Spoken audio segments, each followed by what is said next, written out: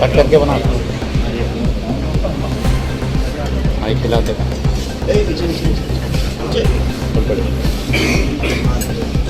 गड्ढा है इसलिए पता एक बार हाथ जोशी जी की शुचिता के संदेश को चलने की कोशिश आज ईमानदारी से नहीं करें। भ्रष्टाचार, जैसे हम गरुड़ पुराण पढ़ते हैं उसमें वेतरनियों का जिक्र आता है। भ्रष्टाचार की शायद वेतरनी इन्होंने नहीं बना ली। पंचायत से लेकर सीएम सेक्रेटरीट तक अकांड भ्रष्टाचार में डूबा हुआ है। हमारा कार्यकर्ता आज अपने आप को ठगा हुआ महसूस कर रहा है। मैं ठगा हुआ नहीं, अपने आप को विचलित महसूस कर रहा हूँ। मुझे लगता है कि मैंने उन हजार साथियों के साथ जिन्होंने मेरे और मेरे परिवार को खड़ा किया, उनको खुद को तो कुछ नहीं मिला, लेकिन इस विचारधारा के पीछे उन्होंने अपना जीवन झोंक दिया। एक नहीं, दो नहीं, तीन नहीं, चार पीढ़ियाँ हमारी झोंकी मुझे मिला है। लेकिन 4 पीढ़ी झोंकने वाला कार्यकर्ता जिसको कि आज लगता है कि हम कहीं न कहीं उस मार्ग से भटक गए जिसके के लिए हमारी पार्टी की पहचान। मुझे लगता है इनकी आवाज़ बनकर मैं कांग्रेस में समाहित हो रहा हूँ और उन लोगों से भी आवाज़ करता हूँ कि भ्रष्टाचार से जुड़ी हुई अत्याचार, माफियावाद, साथ में मैं तो ये भी कहूँगा कि व्यभिचार, मैं उसके उदाहरण जब आएंगे पेश करूँगा। इस प्रकार की व्यवस्था देने वाली पार्टी को उखाड़ के फेंक, क्योंकि आज प्रदेश की जरूरत है।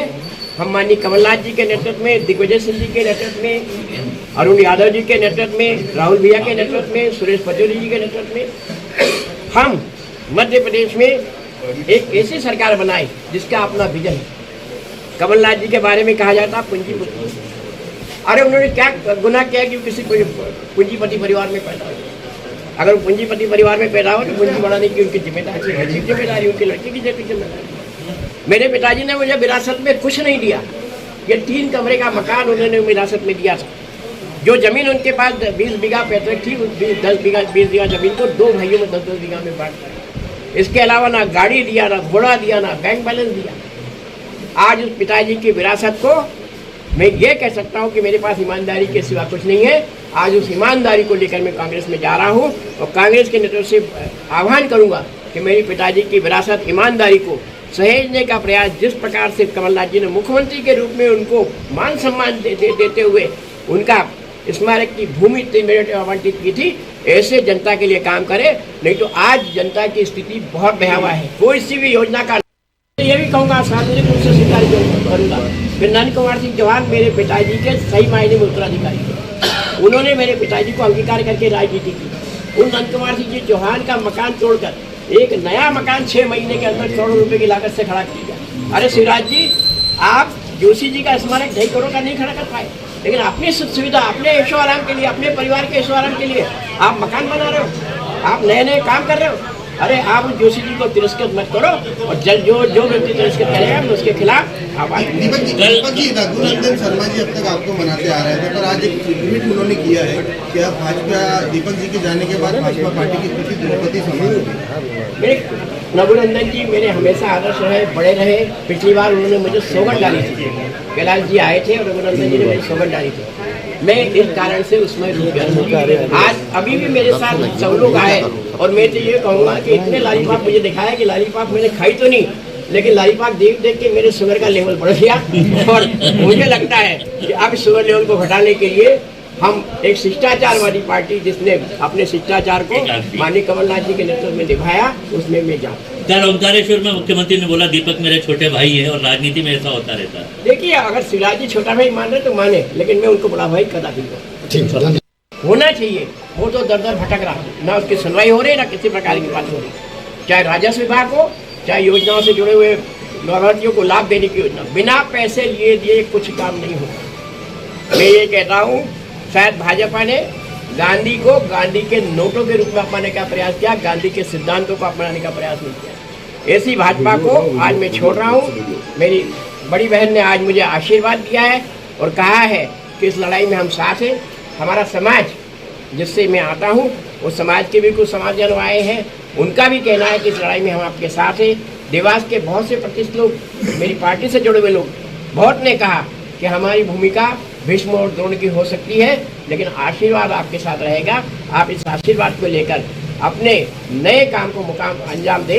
इसके लिए मैं आज अपने घर से बाहर निकल रहा हूँ। माननीय मनोज राजानी जी के साथ में खड़ापति जो हमारे इष्ट देव हैं देवास के, उनके दर्शन करने के बाद भोपाल जाकर प्रदेश कांग्रेस कमेटी के पास हमारी कुछ आदिवासी बंधु बागली से आ रहे हैं, कुछ हाटपिटिया क्षेत्र के, हम सब लोग मिलकर वहाँ से, क्योंकि जोशी जी सुचिता के साथ साथ सादगी के प्रतीक रहे, सादगी स्वरूप न फटाके न ढोल न धमाके, उनके बिना हम पैदल ही वहाँ से लगभग 1 किलोमीटर का पार पूरा करेंगे।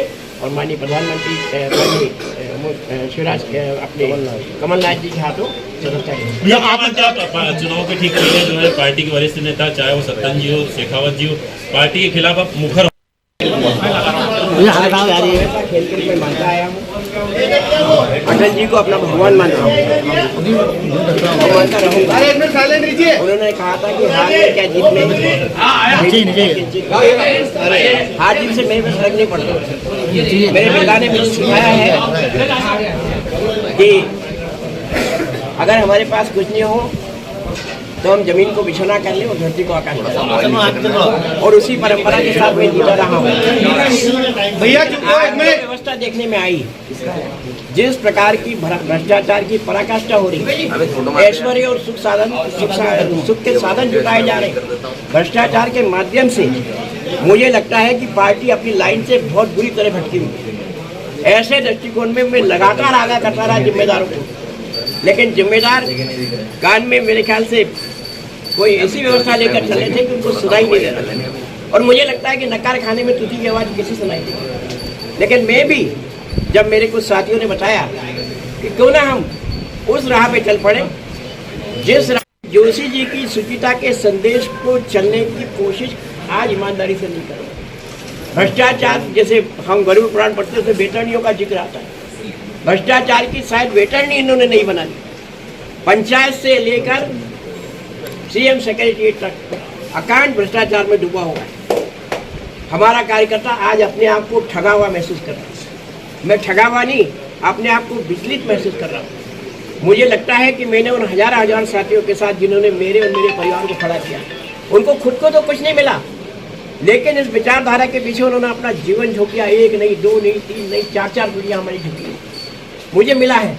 लेकिन 4 पीढ़ी झोंकने वाला कार्यकर्ता, जिसको कि आज लगता है कि हम कहीं न कहीं उस मार्ग से भटक गए जिसके के लिए हमारी पार्टी की पहचान, मुझे लगता है इनकी आवाज़ बनकर मैं कांग्रेस में समाहित हो रहा हूँ और उन लोगों से भी आवाज़ करता हूँ कि भ्रष्टाचार से जुड़ी हुई अत्याचार, माफियावाद, साथ में मैं तो ये भी कहूँगा कि व्यभिचार, मैं उसके उदाहरण जब आएंगे पेश करूँ। इस प्रकार की व्यवस्था देने वाली पार्टी को उखाड़ के फेंक दें, क्योंकि आज प्रदेश की जरूरत है। हम माननीय कमलनाथ जी के नेतृत्व में, दिग्विजय सिंह जी के नेतृत्व में, अरुण यादव जी के नेतृत्व में, राहुल भैया के नेतृत्व में, सुरेश पचौरी जी के नेतृत्व में हम मध्य प्रदेश में एक ऐसी सरकार बनाए जिसका अपना विजन है। कमलनाथ जी के बारे में कहा जाता पूंजीपति, अरे उन्होंने क्या गुनाह किया कि किसी पूंजीपति परिवार में पैदा हो? अगर पूंजीपति परिवार में पैदा हो तो पूंजी बढ़ाने की उनकी जिम्मेदारी है, जिम्मेदारी उनकी लड़की की जिम्मेदारी। मेरे पिताजी ने मुझे विरासत में कुछ नहीं दिया, ये 3 कमरे का मकान उन्होंने विरासत में दिया था। जो जमीन उनके पास 20 बीघा पैतृक थी, 20 बीघा जमीन को 2 भाइयों में 10-10 बीघा में बांट दिया। इसके अलावा ना गाड़ी दिया, ना घोड़ा दिया, ना बैंक बैलेंस दिया। आज उस पिताजी की विरासत को मैं ये कह सकता हूँ कि मेरे पास ईमानदारी के सिवा कुछ नहीं है। आज उस ईमानदारी को लेकर मैं कांग्रेस में जा रहा हूँ और कांग्रेस के नेतृत्व से आह्वान करूँगा कि मेरे पिताजी की विरासत ईमानदारी को सहेजने का प्रयास, जिस प्रकार से कमलनाथ जी ने मुख्यमंत्री के रूप में उनको मान सम्मान देते हुए उनका स्मारक की भूमि 3 मिनट आवंटित की थी, ऐसे जनता के लिए काम करे। नहीं तो आज जनता की स्थिति बहुत भयावह है। कोई सी भी योजना का, देखिए मेरा कहना कि सत्तन जी और शेखावत जी की बराबरी में तो कर नहीं सकते, लेकिन मुखर अब हो गए पार्टी ने के खिलाफ। अपनी आवाज को पार्टी के आवाज बनाया। उनने बहुत से कवि सम्मेलन इसलिए छोड़ दी कि पार्टी की सभा करते। उन्होंने मुझे भी डांट दी, मैं मानता हूँ, लेकिन मित्र स्वरूप होने के कारण उनकी डांट मुझे स्वीकार है। आज पार्टी जिस भटकाव की तरफ जा रही है, उस भटकाव से पार्टी के बड़े लोगों को निकालना चाहिए। जैसा कैलाश विजयवर्गीय जी ने कहा है वो सत्यता कहीं न कहीं आगामी चुनाव में देखने को मिलेगी। और मैं तो ये कहता हूँ आगामी चुनाव भ्रष्टाचार विरुद्ध शिष्टाचार होगा, क्योंकि कमलनाथ जी ने शिष्टाचार निभाया, इन्होंने भ्रष्टाचार को। क्या मानते हैं भाजपा को हराएगी इसका? बिल्कुल भाजपा को नहीं, मैंने कहा जनता भी भाजपा को। आपने ये भी कहा कि भाजपा में कई जो भ्रष्टाचार हुआ उसमें कई लोग जिम्मेदार जो है उसमें लिप्त, कौन जिम्मेदार है और आपने नाम नहीं बताया हर बार। कि मैं कह रहा हूँ पार्षद से लेकर सीएमओ तक, भैया एक आखिरी सवाल, मतलब मुख्यमंत्री कार्यालय तक। भैया पिछले 5 दिनों से मुख्यमंत्री लगातार आपके निशाने पर है, वजह बताएं क्या? देखिए मुख्यमंत्री वो व्यक्ति है जिसको मैं 2 साल से लगातार आगाह करता रहा कि मेरे पिताजी का स्मारक बनेंगे, पिताजी का स्मारक बनेगा। वो स्मारक तो नहीं बना, लेकिन मुख्यमंत्री के रूप में, पूर्व मुख्यमंत्री के रूप में शिवराज सिंह चौहान ने जो 12-15 महीने मुख्यमंत्री